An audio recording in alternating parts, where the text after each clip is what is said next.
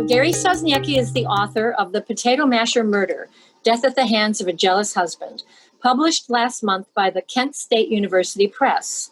The book tells the true story of the brutal death of his great-grandmother, Cecilia Ludwig, in a murder that the LaPorte Argus Bulletin called without a parallel in northern Indiana. Full disclosure, for those that don't know, Gary and I were classmates in high school, where he had a column called Soz Says in just about every single issue of our school newspaper. I used to look forward to reading that. Okay. Gary's a native of Bensonville, as I am, after I moved out from Chicago. And he is a 19 graduate of Fenton High School and a graduate of the University of Missouri School of Journalism. Gary worked at newspapers in 4 states during a 43-year career that included owning 3 weekly newspapers in Missouri with his journalist wife, Helen. Gary has received dozens of awards for journalism excellence from state, national, and international newspaper organizations, including, with Helen, the Eugene Cervi Lifetime Achievement Award from the International Society of Weekly Newspaper Editors. Gary and Helen were inducted into the Missouri Press Association Hall of Fame in 2014, and the Zasniakis are retired in Lebanon, Missouri. Gary, I want to welcome you and thank you for coming to visit us this evening and talk about your first book. First of many, I hope. The mic is all yours. Thank you. Well, thank you very much, Catherine. And I have a PowerPoint that I'll switch to here in a minute, but let me introduce a few things before we get started. First, I appreciate Catherine inviting me to speak tonight. As she mentioned, we are both graduates of Fenton High School down the road in Bensonville. I guess she doesn't want to mention the year, but we did have our 50-year reunion last year. Oh, thanks a lot. You see, We'll also, Catherine and I will also be forever tied together as 2 of about 15 Fenton seniors who skipped school on April 8th, 1969 to see one of the greatest Chicago Cub open days in history, a game remembered by many as the Willie Smith game. Look it up. Mm-hmm. And this will be my 7th library presentation in my 3rd state, Indiana, Missouri, and now Illinois. And Bloomingdale is a special location to me. You probably don't know this. Catherine probably doesn't know this. I was a busboy for banquets at Indian Lakes Golf Course not long after it opened in 1965. And I was the breakfast cook at Indian Lakes the summer of 1972, and I gained 20 pounds that summer. My mom was the catering director at Indian Lakes when it became a resort in the 70s and 80s. So when Catherine and I started talking about doing a presentation for you, and this was months ago, we thought it would be in person. We would tie it in with a trip I had to Iowa to speak. Well, that didn't happen either. Obviously, COVID-19 caused many of my appearances to change from in-person to remote. I appreciate that your club agreed to a virtual program and that all of you are attending it.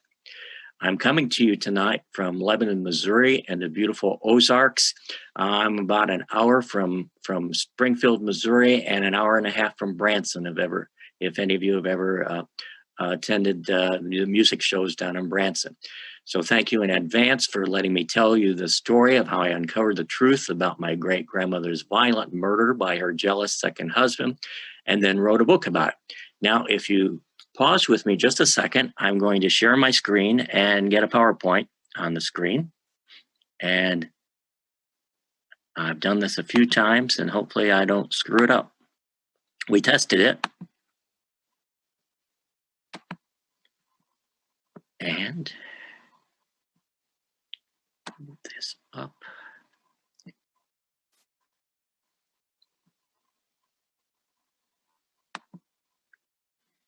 Okay, guys, can you see my screen? yes. All right, Yes, it's terrific. there. Thanks. Okay, so you can't see me, I guess, so you won't see what that I'm holding, but you can see the picture of me holding. Who remembers when potato mashers looked like this? And, raise your hand. I won't be able to see you, but when potato mashers look like this, almost like the end of a baseball bat, but with a handle. Some of them were rounded like the one in the picture. Some of them had little bell-shaped at the end. Swung like a baseball bat, a potato masher could be a deadly weapon, and that was the case in my great-grandmother's murder. The murder of my great-grandmother, Cecilia, was a family secret, rarely mentioned when we got together and only cryptically when it was. I spent a lot of time with my maternal grandfather growing up, but he never mentioned that his mother had been murdered when he was 14. You can see the cute little kid there, and I don't know what happened to him, but that was me. I'll tell you a quick story about my grandpa. He was a Cubs fan too, and he took me to Wrigley Field about 1962, 1963, and we had seats in the front row, box seats right behind home plate. I think they cost $3.25 back then. And my grandma warned me, and of course I'm a 12-year-old kid, and said, don't let him get any drinks. Don't let him drink. And of course we stopped at a tavern on the way there. I stood on the sidewalk while he was drinking.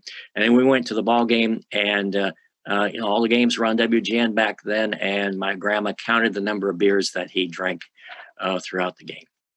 So back to the story. Finally, in 1996, as I started researching our family tree, which is what you guys all do, I got my mother to talk a little bit about this murder. Again, this would be her grandmother who was murdered. She had the wrong year and the wrong location. She thought it occurred in LaPorte, Indiana, her father's hometown.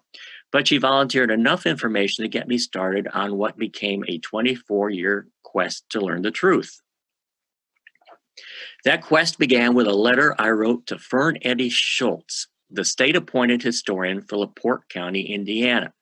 Her detailed research uncovered when and where the murder occurred, September 25th, 1906, in Mishawaka, Indiana. She also located a copy of my great-grandparents' divorce decree. It's important to remember that Cecilia's first husband, my great-grandfather, beat her, but it was the second husband who killed her.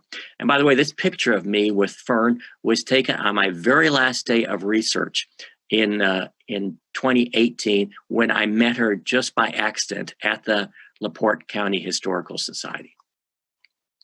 So back in 1996, Fern also sent me the first of what would grow to dozens, perhaps hundreds of newspaper clippings about the murder.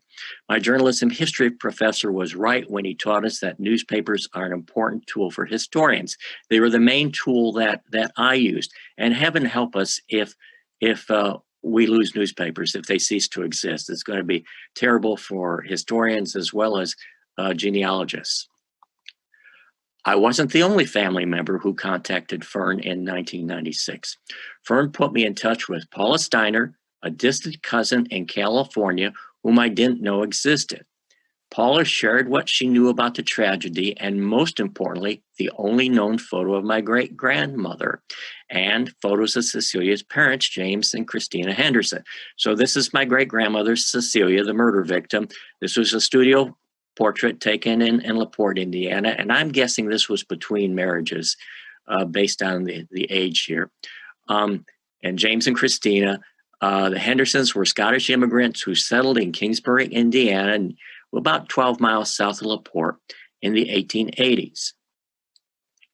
And that's where my research stalled until 2016, when I broke my ankle 6 months into retirement, and old guy trips in the bathroom, and was largely homebound for 2 months. Fortunately, during that 20-year lapse, websites like genealogybank.com, ancestry.com, and newspapers.com were introduced. While I was laid up, I plunged back into investigating Cecilia's murder and discovered a treasure trove of material about it on the internet. So I had one interview with the South Bend newspaper, with a columnist for the South Bend, Indiana newspaper. And she said, so the secret to writing a book is you've got to break your ankle first. And I said, well, in my case, that probably was true. By August 2016, I was recovered enough for my wife Helen and me to take our first research trip to northern Indiana. We wound up taking 3 trips to Indiana.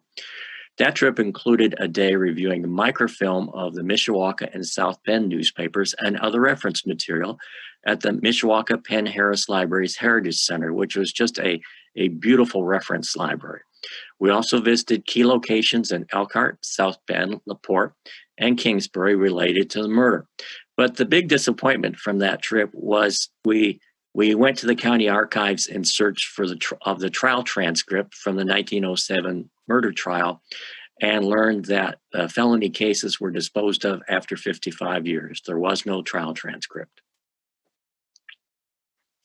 So the biggest break in the research came in January 2017.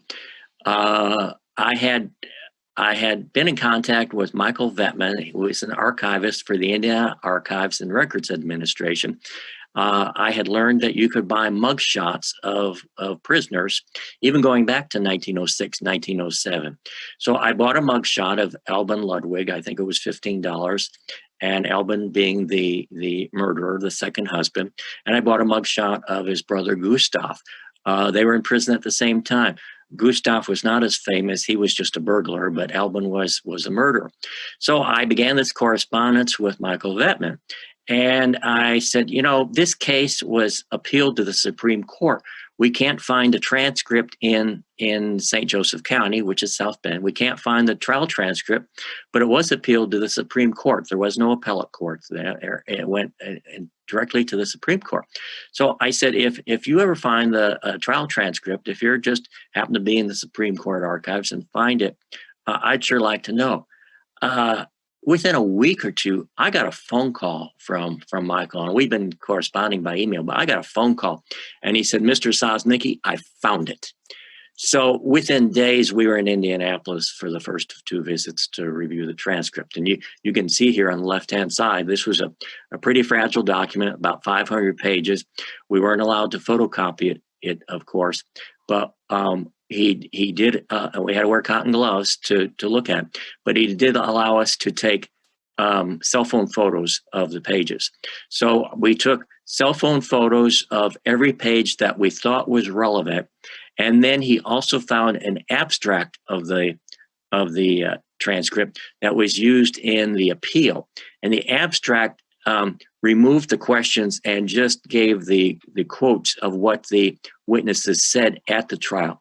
So we did take cell phone photos of every page of the abstract, and there were other documents that we took photos of. And then, of course, then we're back in Missouri, and I'm downloading I'm transferring all the cell phone pictures to my laptop, and then I'm downloading them and trying to read what the heck the transcript was. But that was great. That's when I first realized I had enough material for a book.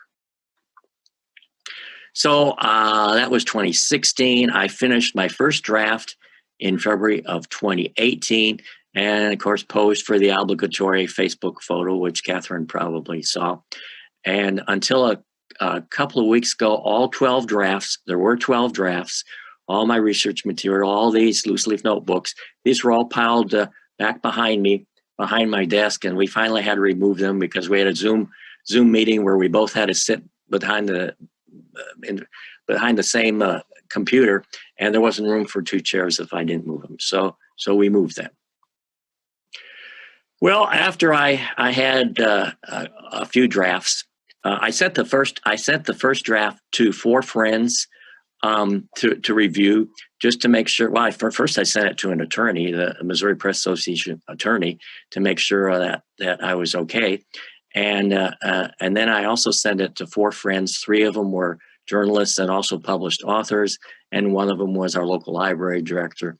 And they all liked it. They all made recommendations. So I knew I was on the right track. So I began looking for a publisher in August of 2018. And I knew that the big New York publishers wouldn't be interested in a first-time author without an agent. I was too cheap to hire an agent. You don't make any money from this to start with, so I wasn't going to pay a percentage to an agent. So I targeted smaller publishers that solicit manuscripts about true crime and/or regional history. I had 8 rejections. I'm told that's not bad to only have 8 rejections, especially on a first book. One publisher was interested enough, very serious, that I cut 25,000 words out of the manuscript at its request. I had about 85,000 words, and they wanted 60,000 words. And I said, okay. And I did it in about a week's time. And I was really confident I was going to get a contract on a certain day after they had a meeting, but they had the meeting and I got a rejection instead. So that may have been the low point in the project. But Helen did some research. My wife, Helen, did some research, and while I was glum, and found 2 university presses that were interested in true crime manuscripts. One of them was Southern Illinois University Press, which I worked in Carbondale for 6 years, so that appealed to me. But also Kent State University Press, and we're all familiar with Kent State, probably for a bad reason, but they have a very aggressive university press that specializes, among other things, specializes in true crime history. And Kent State was interested seriously from day one.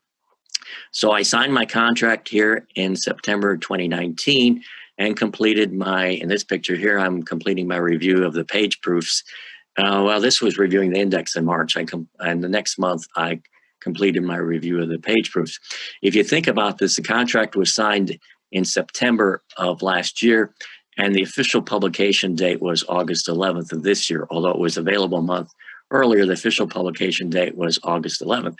I've learned that publication dates always fall on a Tuesday. I didn't know that. So Tuesday, August 11th. So it took 11 months from signing a contract to actually have a book. And this is the cover, which Kent State designed. I first saw the cover in October, and I thought it was just beautiful. So now we're going to take a little detour for a few minutes to talk about my methodology, which was primarily newspapers. I want to talk about how valuable newspapers were in my research, and just as they are in genealogy. And this is a topic my history and principles of journalism professor, Dr. William Howard Taft, and that was his real name, University of Missouri School of Journalism. He discussed this in his textbook, Newspapers as Tools for Historians. And I'm not gonna read these quotes from his book, but Dr. Taft discussed that historians have not always held newspapers in the highest esteem, that as with any source, the information must be verified. And you've probably found that in your own research that an obit or a birth announcement or a wedding announcement that you find in a newspaper, it really depends on who supplied the information. I found different names based on the sources, and you have to continue to do research in order to confirm that you've got the right name, that you've got the right birth date, and so on.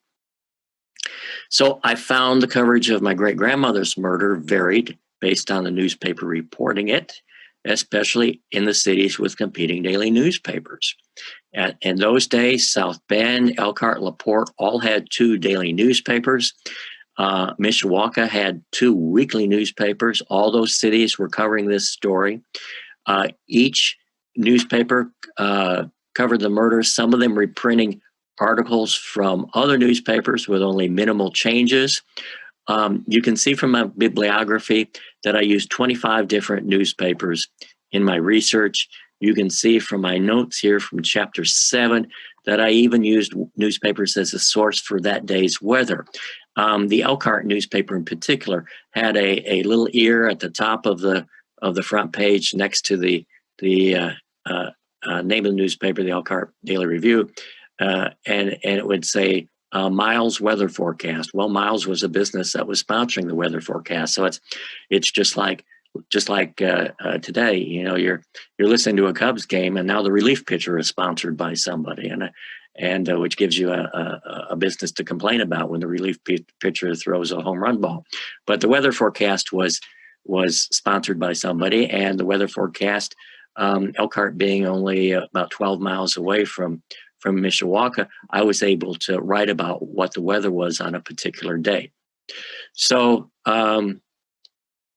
as you've discovered probably in your own research, not every newspaper has been digitized.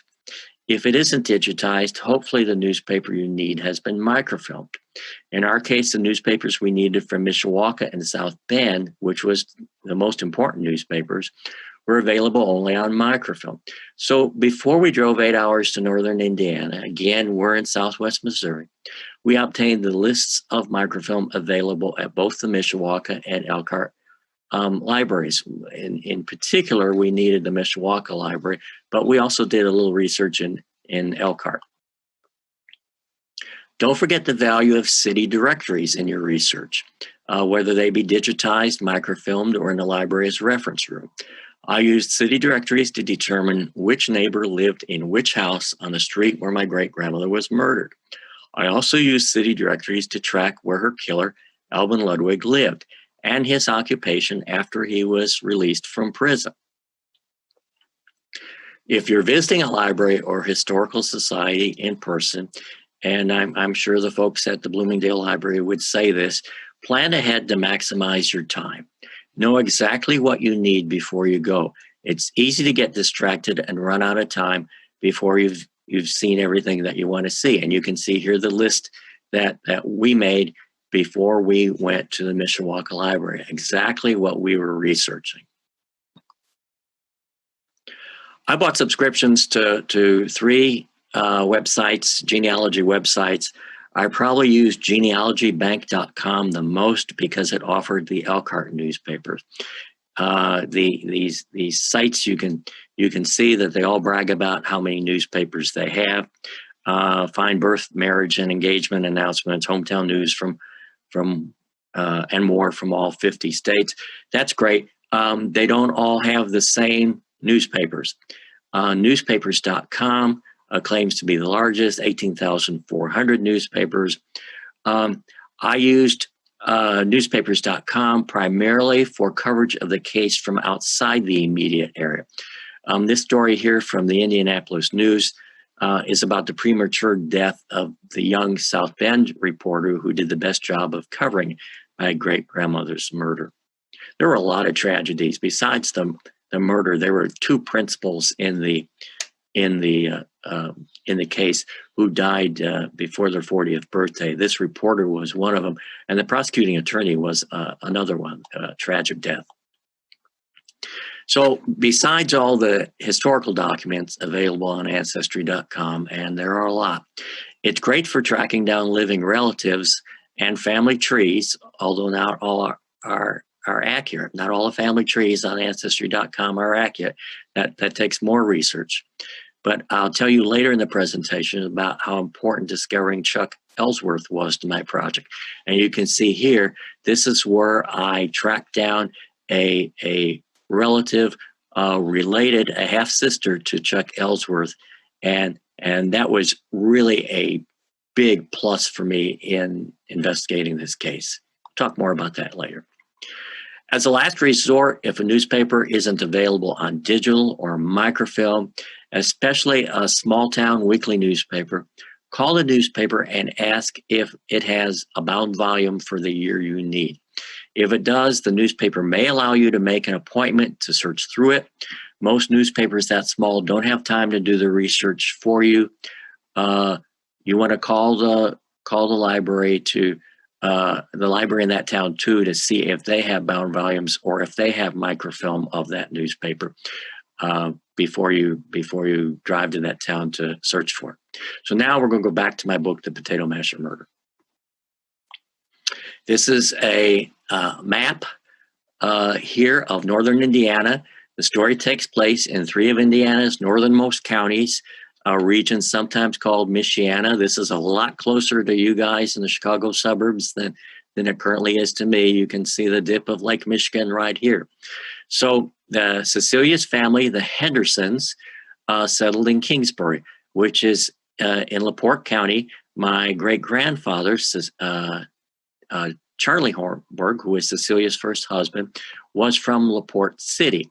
So the second husband, his family, the Ludwigs, settled in Elkhart County, and in the town of Elkhart. So the Hendersons came from Scotland, the Ludwigs from Germany. St. Joseph County in the middle is where the murder and trial occurred. The murder was in Mishawaka, which is a city adjacent to South Bend, where the trial was held. And I think everyone's familiar with South Bend because that's the home of Notre Dame University.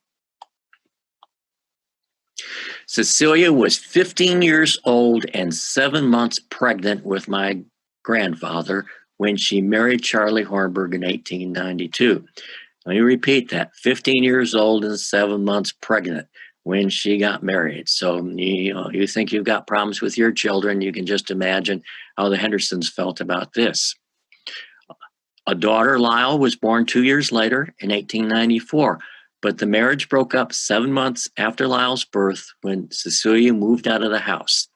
In the divorce decree issued in February 1896, Cecilia charged Charlie with cruel and inhumane treatment. Cecilia gained custody of the daughter. The son, my grandfather, lived with his father.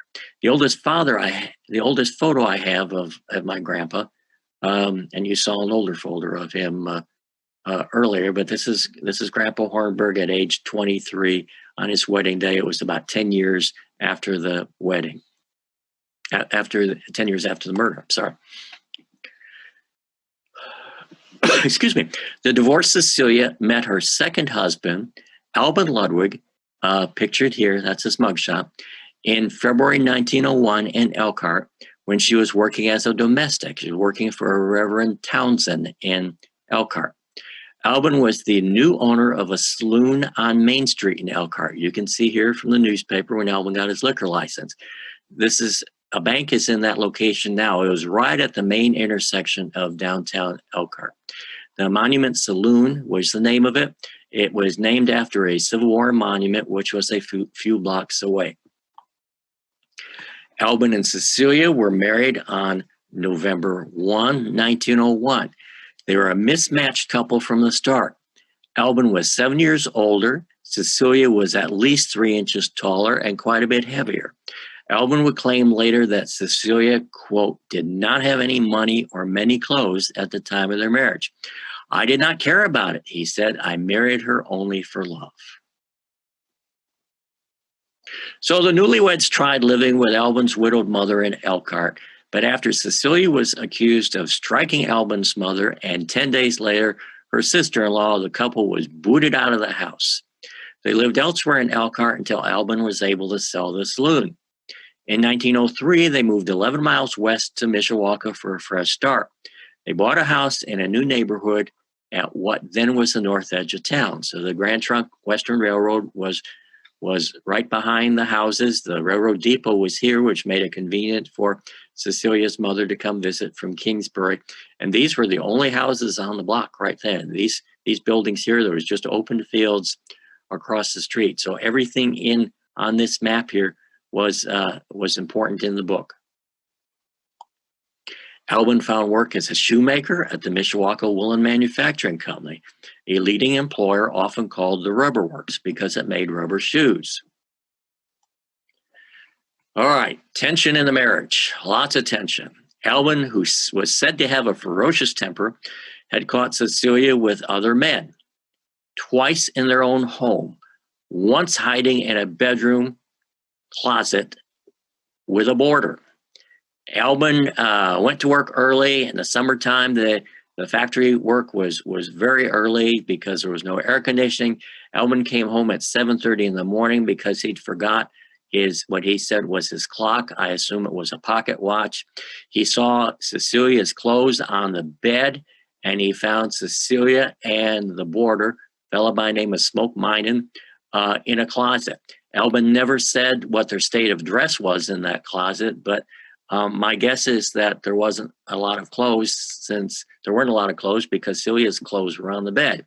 Another time, Alban came home in the afternoon and found a traveling salesman sitting on Cecilia's lap. Remember, Cecilia was a big girl, so that's not that unlikely the man would be sitting on her lap rather than vice versa. Traveling salesman for a tea company. So there was a third instance that wasn't in the house. It came up at the trial that Alban followed Cecilia to South Bend one night and saw her late at night riding in a buggy with a man at a lake, Chain Lake, and in South Bend. So besides being flirtatious and some would say promiscuous, Cecilia had a foul mouth and a temper almost as bad as her husband's. Matters escalated the summer of 1906 when Cecilia's sister Jean, her own marriage falling apart, she left her husband in Nevada. When Jean moved into the Ludwig's home were their 2 young children. So now the story becomes dramatic.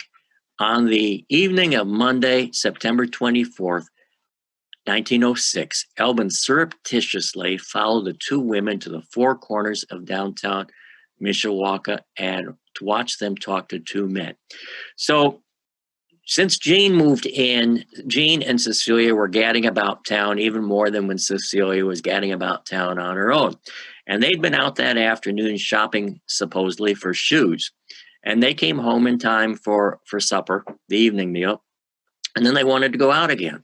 And Cecilia told Elbin that she needed to buy some iodine and glycerin, a medicine that she soaked her feet in.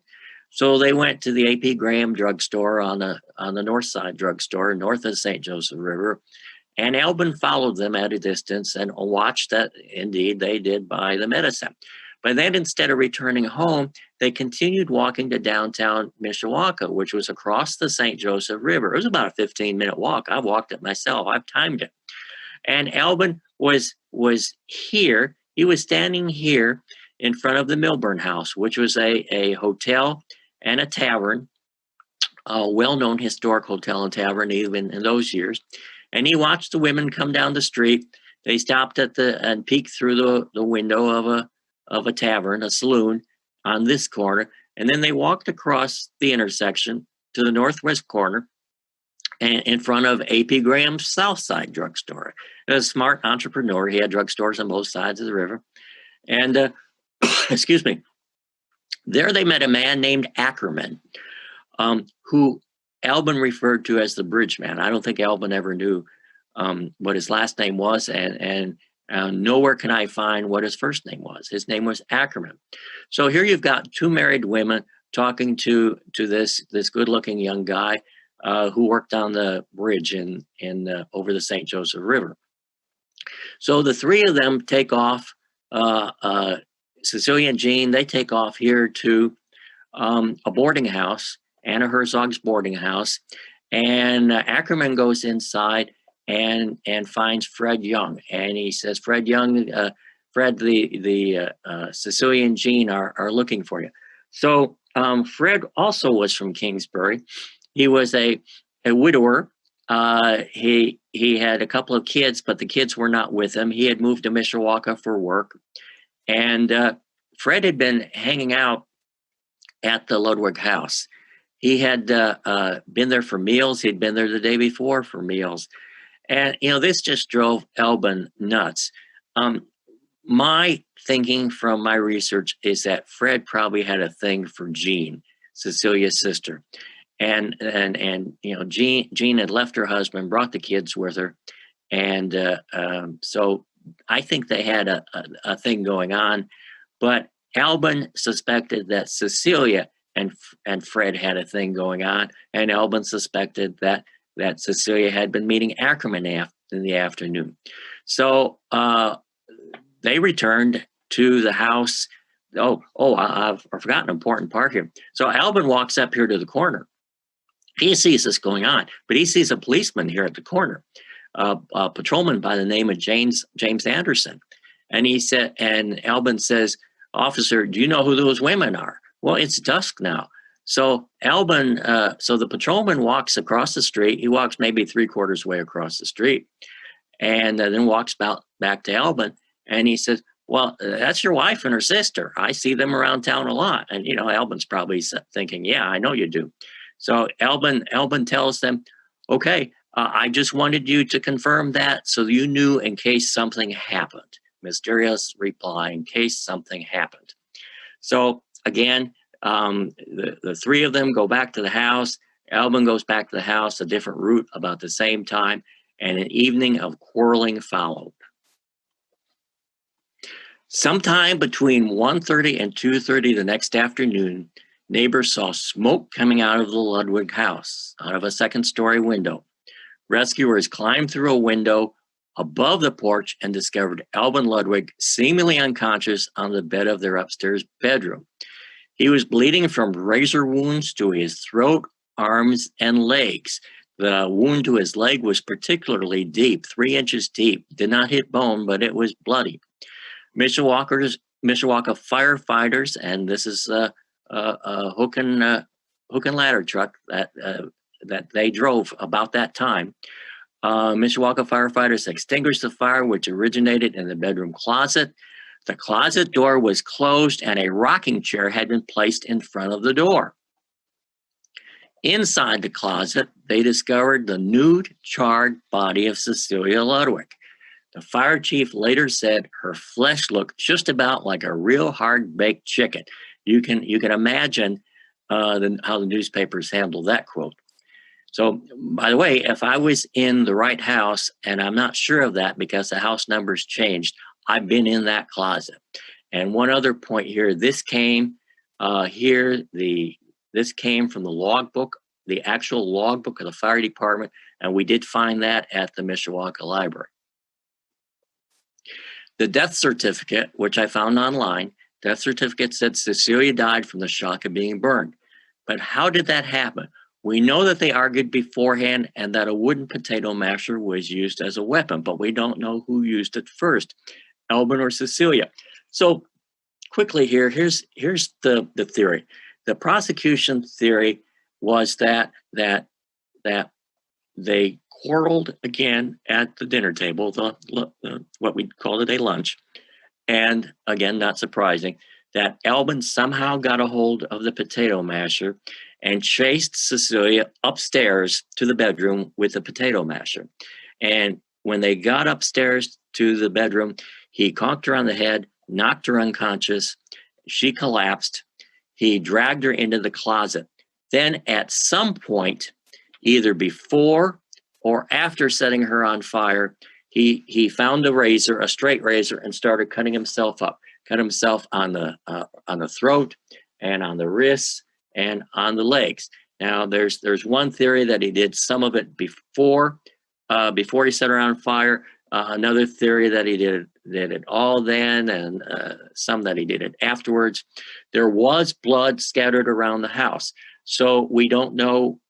We're pretty sure it's Albin's blood, but we don't know whether that blood came from him going downstairs or whether that came from the rescuers taking him downstairs.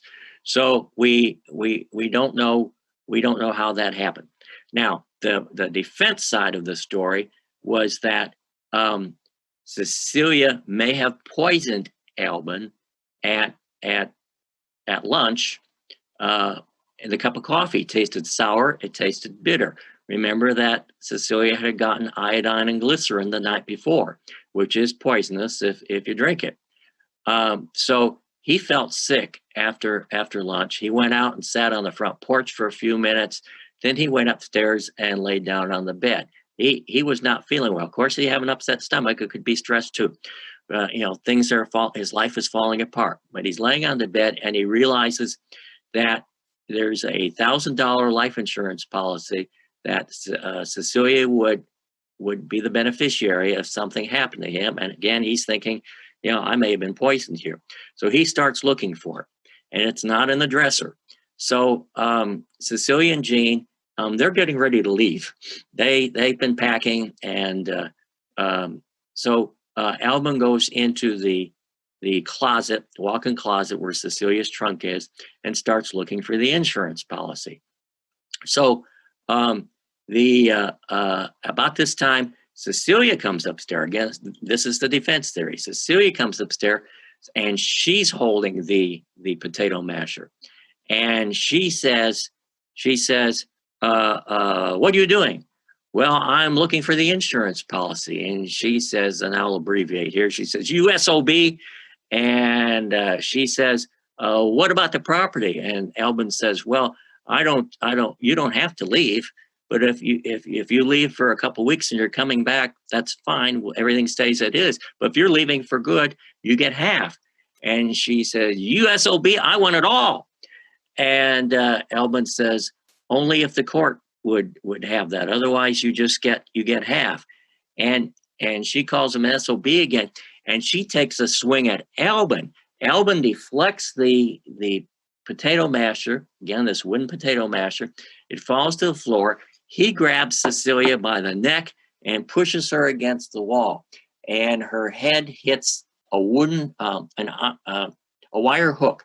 And I don't know, I remember at my grandmother's house, there were wire hooks in the closet.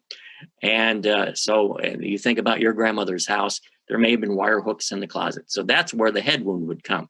So Albin then claims he choked her. She falls to the floor and she's unconscious.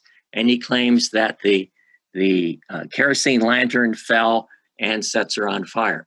So I don't buy that story because there's not enough accelerant here in order to start the kind of fire that there was in that closet, considering that it's a 6x8 closet, and it can almost totally consume that body, and you could see smoke out the windows. So I don't buy that story. There had to be Albin getting some accelerant, some kerosene or gasoline, in order to start that fire. So as newspapers covered this tragedy graphically, explicitly, and speculatively, Albin Ludwig slowly recovered from his knife wounds under guard at South Bend's Epworth Hospital. There was a report that he tried to jump out the jail ward in the hospital the second or third night there. One newspaper reported it and then quickly retracted it. It wasn't true. The other newspaper, I think it took 11 days for them to retract it. The dramatic trial began in South Bend with jury selection on Monday, April 22nd, 1907, putting the murder back on page one. Trial would last 5 days. Joseph Talbot, the young, newly elected state's attorney, was in his early 30s. He led the prosecution. Samuel Parker, a former state senator and one of the most respected lawyers in the region, led the defense team. Albin's brother, Albin didn't have the best relationship with his brother, and they had feuded over their father's estate. So Gustav, the brother, didn't hire an attorney until just a couple weeks before the trial. And part of the deal was that Gustav would find the witnesses. Samuel Parker didn't have to do it, but he was a very good defense attorney. And Walter Funk was the circuit judge who handled the case. He'd been a lawyer in South Bend since 1886, circuit judge since 1900. The trial took place in the 29 witnesses. Yeah, the trial took place here in the courthouse that was known as the third courthouse in St. Joseph County. I wanted to sit in a courtroom, the courtroom where the trial happened, so I could get a flavor for it. Helen and I sat 45 minutes, watched the misdemeanor cases, I wrote down all kinds of descriptions. Then we got back to Missouri and we found out that it actually was a different building, that they had all these courthouses put together here. We were in the wrong building. So anyway, that was some wasted time. 29 witnesses testified for the state. 12 took the stand for the defense, including Albin, who testified for hours. He claimed he acted in self-defense. Albin had admitted choking his wife in the closet, but he couldn't remember anything that happened afterward. That patrolman, by the way, James Anderson, he was called to the stand 4 times. Testimony was riveting. The newspaper coverage was explicit, but with no witnesses to the crime other than the defendant, all the evidence was circumstantial. A partially burned potato masher, not the one that I'm using as part of the demonstration here, but a partially burned potato masher in the closet was introduced as Exhibit A. Ludwig had hoped for a verdict of manslaughter, which carried a sentence of 2 to 14 years. But late on the evening of the trial's 5th day, the jury returned a verdict of second-degree murder, murder with malice, but not premeditation.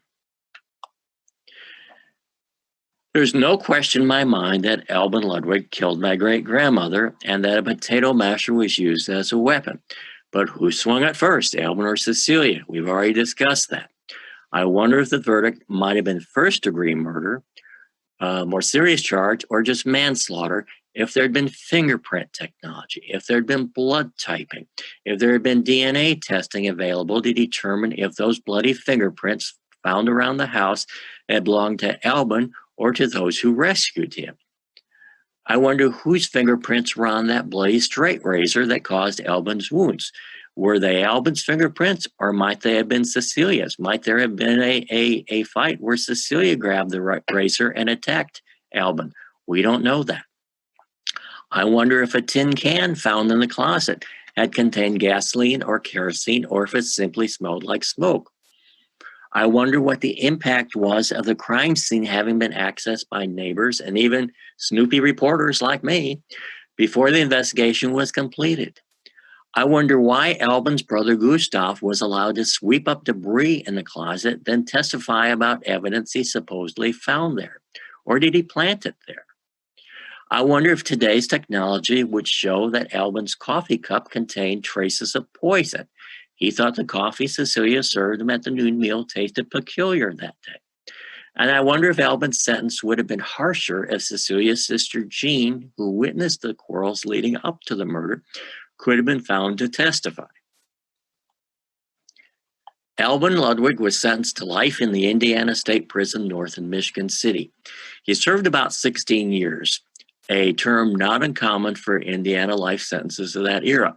I researched about a dozen wife murders, and wife murders is what they were called in the newspapers, which is really strange to me, but wife murders. I researched about a dozen from that decade, and it seems like if you got first-degree murder, in most cases they hung you. Anything else, you got about 16 years.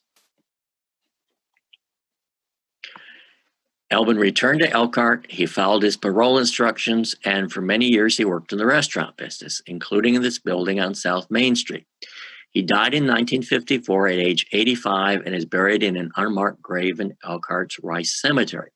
No obit appeared in the Elkhart Truth newspaper. We couldn't find it online, and at the library in Elkhart, we looked through the microfilm and still couldn't find it. We did get it confirmed. It was in a book. A book published by a funeral home of the services held at that funeral home. That's where we found it. Actually, one of Albin's relatives who I met through Ancestry.com, she had a copy of it, and that's where I found it. One of the joys of my research was discovering distant family members like Chuck Ellsworth, son of the 6-year-old boy whom newspapers speculated may have witnessed the murder. You see the young boy here, Charles Ellsworth. That was Jean's son. The LaPorte newspaper reported that Charles may have witnessed the murder. We know that Charles was in the house at some point when a neighbor came to say the house was on fire. So Helen had suggested that I needed a little more description in the book, and within 24 hours, I had tracked down where Chuck Ellsworth, Charles's son, was, and within 48 hours, I was interviewing him. And just ironically, Chuck has close ties. He has friends in Seymour, Missouri, where Helen and I owned a newspaper in the 1990s. So Chuck and I have become friends as well as cousins, and we've met 3 times now. So Potato Masher Murder tells the full story of this forgotten tragedy of how 2 immigrant families were united by marriage and torn apart by domestic violence. And you can order copies from any bookseller online. So I thank you in advance for reading the book and for listening to my story, how it came about. Maybe you can find an unwritten book in researching your own family tree. And now I'm going to stop the screen share. And you guys are going to ask questions, I think, through the chat box. I think Kathy is taking care of that, but you guys can come back on the air and handle it from here. Gary, that was wonderful. Thank you. That was very interesting. And I think it had more information than the presentation I saw on Facebook too. One of the questions that we've got here is if you have anything on YouTube that we could watch. Did you put anything there about this? I don't have anything on YouTube, but I did a podcast for a guy who does a podcast called Most Notorious. Most Notorious, and it's about a 40-minute podcast. And he asked me questions for 40 minutes, and it turned out pretty well. And that is on YouTube. So you can find Most Notorious. There's also a website, Most Notorious, and you can find it there. Cool, thank you. Now, some of the questions I have, were answered, definitely, because when you started talking about it and looking up all this stuff, I asked if you had court documents, and of course you found them. Yes. And somebody asked if this was your first book, and if you had any other books. So I think probably with everything you wrote for the papers, that might always also be part of it, part of your output. But, yeah, I worked for newspapers. Actually, I worked for daily newspapers in Jackson, Tennessee, and in Carbondale, Illinois, and then owned weekly newspapers in 3 towns in Missouri. I also ran a weekly newspaper in Hillsboro, Kansas, for 2 years, and Helen and I published a daily newspaper that we didn't own here in Lebanon, Missouri, about 20 years ago. So that was my main output. I did edit a book on Route 66 that we published at the newspaper. Oh, cool! And but that was limited publication. I think we printed 740 copies of that. So this is my first real book. Okay, and then my question was, and I think you answered it, was that maybe your great-grandmother was the one who cut her husband with the razor? Yeah. And that he fought her off and pushed her, and that's how she fell, and whatever. Yeah. I think that's possible. It's interesting. I do some of these sessions, and the ones that I've done in Indiana, in the communities where this was a big story. Some of my newfound cousins get on the calls, and they all have different, and including Ludwig's and Ludwig, because they all wanted to know. There's so many generations removed from this that it's no longer an embarrassment. They want to know what happened, and they start talking about what their theories are and what they heard and their family, and that's pretty fascinating too. So yeah, really that is a possibility. Well, were there any other suspects questioned besides Albin? I don't think so. I mean, the newspaper they immediately went after him. Yeah, the newspapers convicted him from day one. Yeah, but And, our librarian here in Lebanon, who was Kathy Dame, who read she said she read the first draft I sent her 3 times, and she offered a suggestion. She's still not sure that Albin did it. She doesn't know who did it. Maybe it was Fred Young, but she doesn't know who did it. But she's not convinced that Albin did it, and I find that really interesting. Well, it's curious because you said her first husband, your great-grandfather, was the one who supposedly hit her. And yet, were there any complaints about Albin hitting her or any kind of violence there? There was a report that they were at a dance when they still lived in Elkhart, and Albin was on the floor on top of her, choking her. Oh my God. And a patrolman, I think by the name of George Whiteman, broke it up.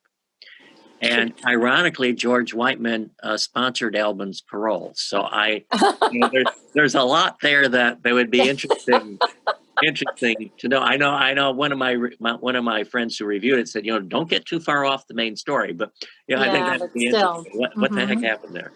So, did you ever investigate other murders while you were owning newspapers and writing newspapers like that? Yeah, there were a couple that there were several, but a couple that really stick in mind. One was in 1984. It was the murder of a small town mayor in Wablo, Missouri. A population about Helen sitting across from me, about 750. Was it that big? Or was Wablo even smaller than that? But it was a small town about 7 miles from where we owned a paper. Of course, our town only had 900 people.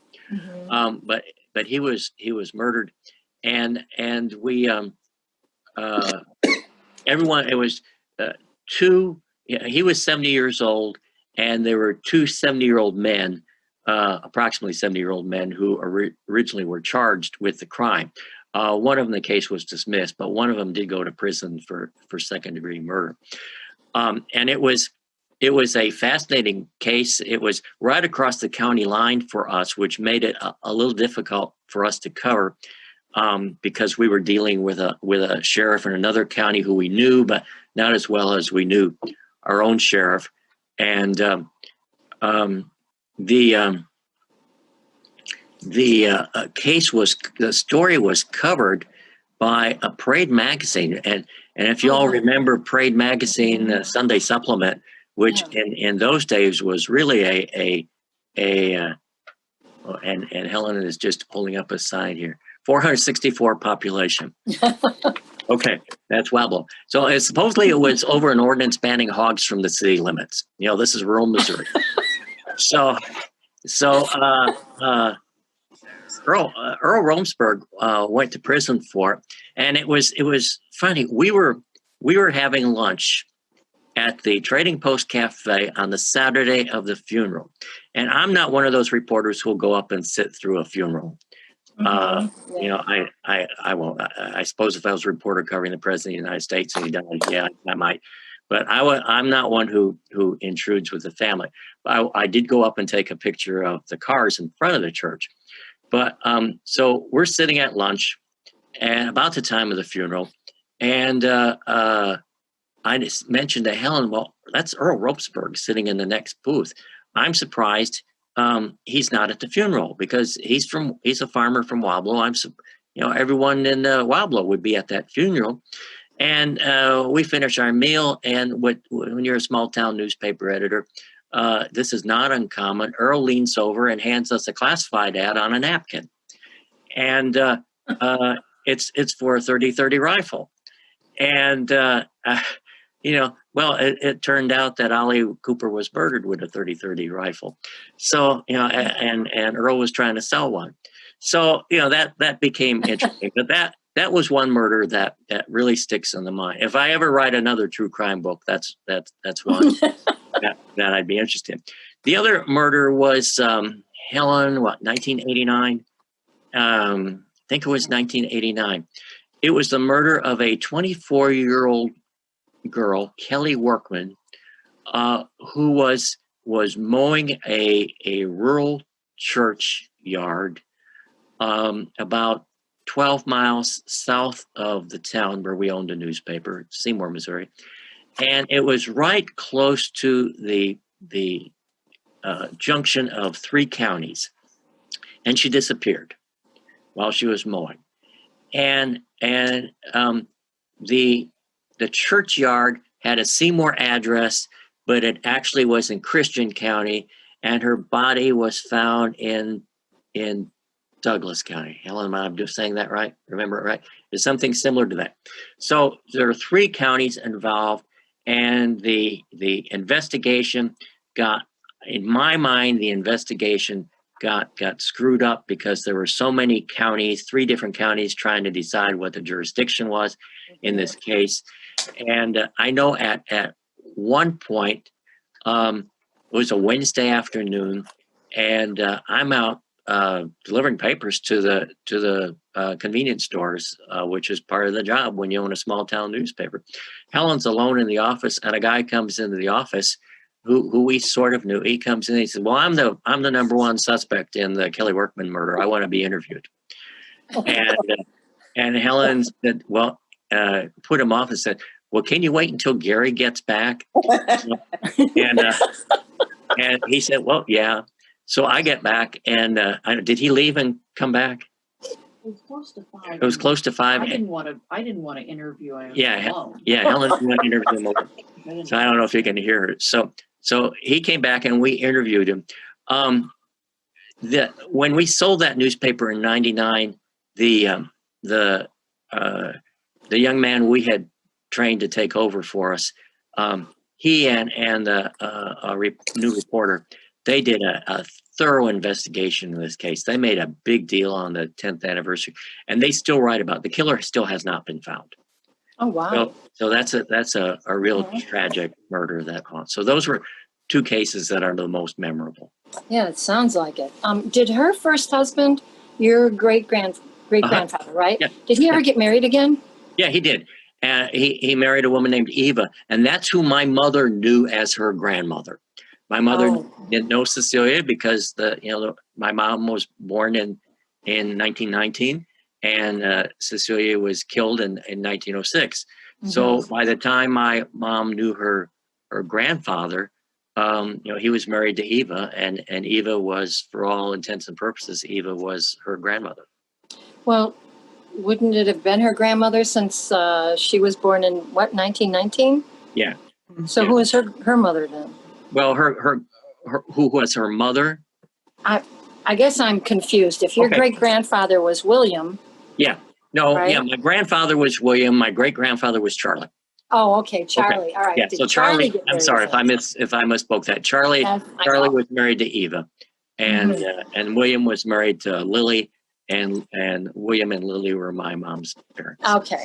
All right. So then you have some cousins there too. I do. Yes. Mm-hmm. Yes. And do you know all of them? Or there's ancestors anyway? I've met cousins from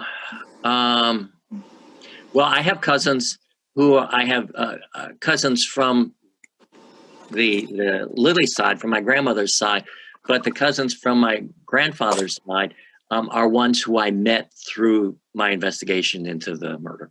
Mm-hmm. Okay, good. And then one last question. Oh, go ahead. I can stay as long as you have questions. Can I ask a question? Yeah, go ahead.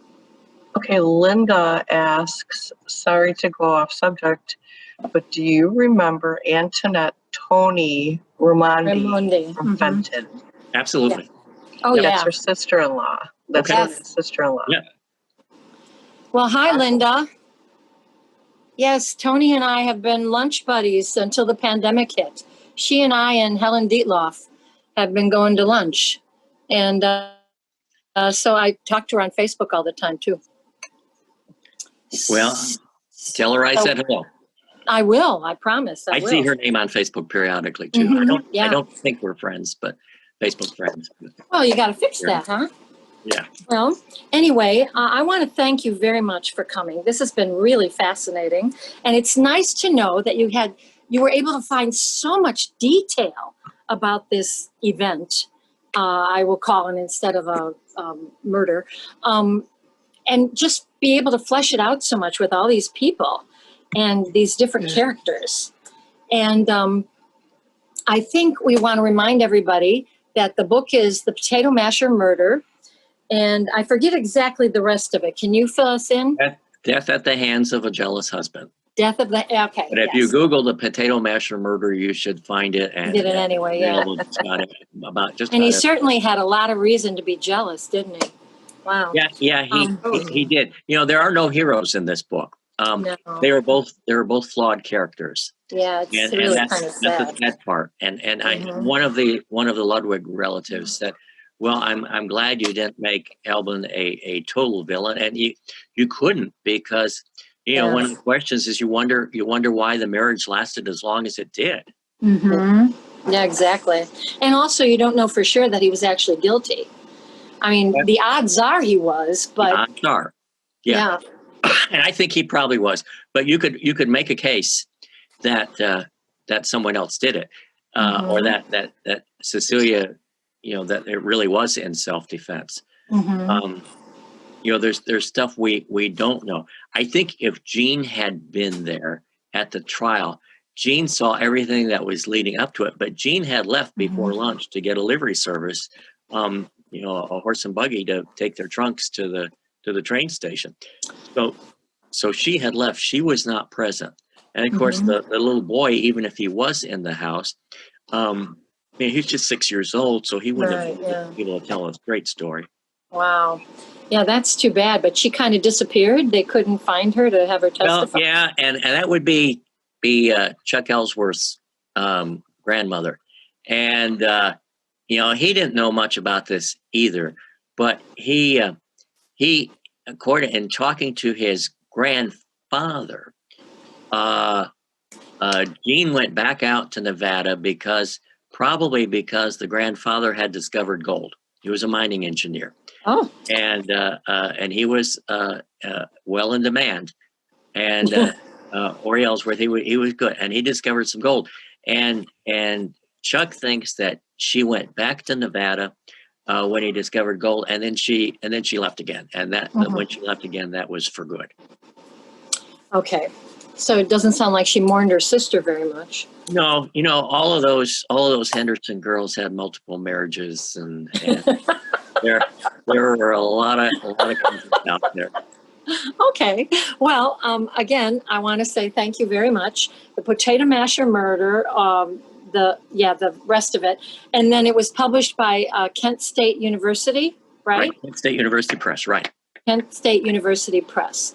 And so I encourage everybody to go out and follow this, and get this book and find out more about it, because it sounds really fascinating, I have to say. Yes, it does. It really does. It's a lot more information than I got from your presentation on Facebook. So this is That cool. was an early one, yeah. Yeah, really. No, this was nice. So thank you very much. I'm going to listen to your podcast Very also. nice. Okay. Thank you And so much. Leslie, I'm going to hand it over to you. Could I- Okay, so why don't you give everybody the information on where they can find Gary's podcast? The podcast is on it's called Most Notorious, and I was a guest on that. And if you do a Google search for Most Notorious, you can find the website where it's on, and I also found it on YouTube. So the host is Eric. I forget what his last name is, but I think he has 40,000 listeners. So Wow. it was a huge audience. So But it's was there Most somebody else who Notorious? has did I hear somebody else had a question? That's me. Mary, yeah. I was wondering, Gary, you said that when you first brought it to the first publisher, they told you to delete some stuff out of it. Yeah. Did you put it back in for the Kent publisher? Yeah, I was really disappointed. Yeah, I was down to 60,000 words, and I wound up putting about 15,000 words back in. Mhm. And really, it was a good exercise because a lot of what I took out didn't need to be in it. My writing improved when I added it back in. And another thing you find if you read the book, that there are two chapters that are Appendix 1 and Appendix 2, or maybe it's Appendix A and Appendix B. And they were part of the main story. And Kent State, as part of their process, they send the book to be reviewed during the publication stage. They send it to be reviewed by academics who have a background in true crime to get their thoughts on it. And both of the academics who read it suggested that I move those chapters out of the main story and put them, if I kept them, I would make them appendixes. That sounds strange, but appendixes or appendices. Because they distracted from the main story. So in the back of the book, you'll see a chapter on Gustav, the brother, who about his crime of burglary and how he wound up in prison at the same time as Alvin. And you see a chapter called in the appendix, The Plight of Joseph Talbot, who was this young, promising prosecuting attorney who got caught up in all kinds of scandals and wound up dying within 3 years or 3.5 years of the trial. And part of the scandals were caused by his own brother.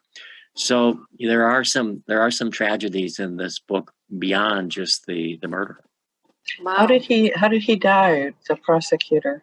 Well, the newspapers reported it was a mental breakdown because of stress, but I talked to someone who had researched the brother very thoroughly, because the brother also was an attorney, and she said that the prosecutor, he was no longer prosecutor, that he died of syphilis. So, if that's true, that makes it even more of a tragedy. Yeah. Because that takes a long time to kill you. That must have been pretty awful. My wife says that it's mostnotorious.com for the podcast, and right now it's the third podcast down. And if you're on iTunes, you do have to subscribe to it. But if you go to the website right now, it's the third podcast down on Most Notorious, And I also found it on YouTube if you search Mhm. for it. You know, if Okay, you probably good. search Thank for you. my name, you'd probably find it too. Oh, that's great. Thank you. Any other Thank you. questions from anybody? Gary, Yes. did you get any backlash from any of the family members? No. And I think the difference is that we were one generation beyond where the backlash would have come. Catherine, I don't know. Did you ever meet my mother? Did you ever work at White Pines or anything when my mom was running that? No. I mean, you're like the only girl in Fenton High School who didn't work for her, at least for 1 week. I lived right next to it. Right next to White Pines too. Yeah. Yeah. Mhm. Well, all my friends. We do have one male friend who was in the band who lasted 1 weekend. He told off the general manager. Who is that? Who is that? Tell me who that was. I'll tell you afterwards. Yeah. Okay. Yeah. So I think my mom would have been proud that I had written a book, and she would have been appalled that I told the story. This was a family secret, and she didn't talk about it until she was very elderly, and she would have been appalled. And what Helen will say, what she would have been appalled about it was her friends would know about it.